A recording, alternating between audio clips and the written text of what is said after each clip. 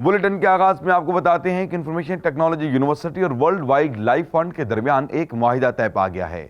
ये मुआहिदा माहौल को साफ रखने की मद में किया गया है और इस मुआहिदे के मुताबिक उन अनासर को सामने लाया जाएगा जो माहौल को आलूदा करने का सबब बनते हैं। इस हवाले से इंफॉर्मेशन टेक्नोलॉजी यूनिवर्सिटी के चेयरमैन डॉक्टर उमर सैफ ने कहा है कि इस मुआहिदे की मद में 300 वाईफाई हॉटस्पॉट्स पर सेंसर्स नस्ब किए गए हैं जो आलूदगी पैदा करने वाले अनासर को मॉनिटर करेंगे।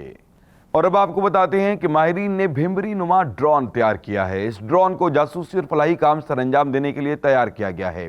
इस ड्रोन में कैमरा नस्ब किया गया है जो वीडियो को न सिर्फ रिकॉर्ड करता है बल्कि रिकॉर्ड डाटा को लैब में भी भेजता है।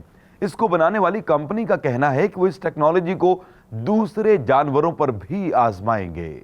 और अब बुलेटिन के आखिर में आपको बताते हैं कि माहिरीन ने ऐसे टायर्स तैयार किए हैं जो बगैर हवा के चलते हैं। ये टायर्स पंचर होने से पाक हैं और किसी भी सतह पर आसानी से चलने के काबिल हैं। इसके अलावा ये टायर्स देरपा हैं जो कभी भी कट या फट नहीं सकते।